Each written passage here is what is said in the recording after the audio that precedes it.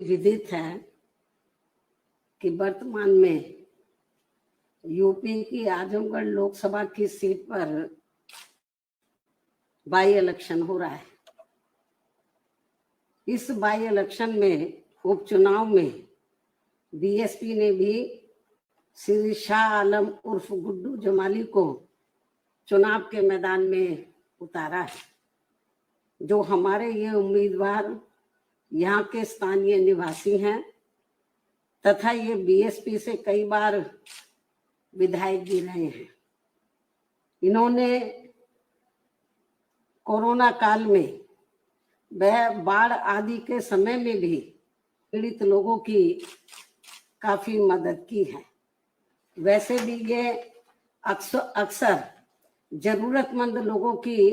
वहाँ काफी मदद करते रहते हैं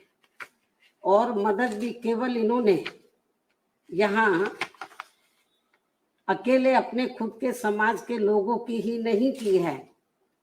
बल्कि दलगत राजनीति से ऊपर उठकर वह मानवता एवं इंसानियत के नाते यहाँ सभी वर्गों व धर्मों के मानने वाले लोगों की अपने सामर्थ्य के हिसाब से हर स्तर पर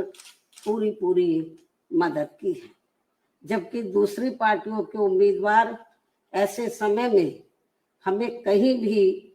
यहाँ नजर नहीं आते हैं। इसके साथ ही बीएसपी का अकेला एक ऐसा हमारा ये उम्मीदवार है जो अधिकांश आपके बीच में ही रहता है, यानी कि आजमगढ़ जनता के बीच में ही रहता है और ना ही व्यक्तित्व भी बहुत अच्छा है और ना ही किसी के लिए दूसरी पार्टियों की तरह ना ही किसी के लिए अभद्र भाषा का भी इस्तेमाल करता है। ऐसे व्यक्तित्व को हमने यहाँ की आम जनता की चाहत व उनके हितों को भी ध्यान में रखकर अपना प्रत्याशी बनाया है। वैसे यूपी विधानसभा आम चुनाव के बाद ये पहला मौका है जब बीएसपी यहाँ ये उपचुनाव लड़ रही है। आजमगढ़ लोकसभा की सीट पर यहाँ ये उपचुनाव लड़ रही है।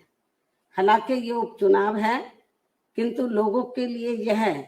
इस मायने में खास व अति महत्वपूर्ण है कि वे एक तीर से दो निशान करके पहले भाजपा को हराकर उनकी अग्निपथ आदि जैसी जन विरोधी नीतियों व बुलडोजर आदि वाली अहंकारी कार्यशैली का सबक सिखा सकते हैं। मैं इस बात को फिर रिपीट करती हूँ, हालांकि ये उपचुनाव है, किंतु लोगों के लिए यह इस मायने में खास व महत्वपूर्ण है कि वह एक तीर से दो शिकार करके पहले भाजपा को हराकर उसकी अग्निपथ आदि जैसी जन विरोधी नीतियों व बुलडोजर वाली अहंकारी कार्यशैली का सबक सिखा सकते हैं और साथ ही सपा को भी बीजेपी से उसकी अंदरूनी मिली भगत आदि की भी सजा दे सकते हैं, जिससे यह पुनः स्थापित हो जाएगा कि खासकर यूपी में भाजपा को चुनाव में पराजित करने के लिए सपा नहीं बल्कि बीएसपी ही सर्वाधिक शक्तिशाली माध्यम है। हालांकि ये भी जग जाहिर है कि भाजपा व सपा एक ही थैली के चट्टे बट्टे हैं तथा ये दोनों हमेशा एक दूसरे के पूरक ही रहे हैं। साथ ही इन दोनों पार्टियों की नीति व कार्यशैली एक दूसरे को अंदर राजनीतिक तौर पर मदद व मजबूत बनाने की ही रही है, जिसके एक नहीं बल्कि अनेकों उदाहरण लोगों के सामने मौजूद है, जिसका खामियाजा औरों से कहीं अधिक यहाँ अकलियतों व समाज के अन्य उपेक्षित वर्गों के लोगों को ही उठाना पड़ता है। इतना ही नहीं बल्कि पिछले विधानसभा चुनाव में भी इन दोनों पार्टियों के भारी षड्यंत्र एवं आपसी मिली भगत के तहत ही, यानी कि इससे पहले जो असेंबली का चुनाव हुआ, ये बाई इलेक्शन से पहले, तो इन दोनों पार्टियों के भारी षड्यंत्र एवं आपसी मिली भगत के तहत ही बीएसपी को बीजेपी की बी टीम बताने व चुनाव को घोर हिंदू मुस्लिम सांप्रदायिक रंग देने का ही नतीजा था कि बीजेपी यहां दोबारा से सत्ता में वापस आ गई। ये भी मैं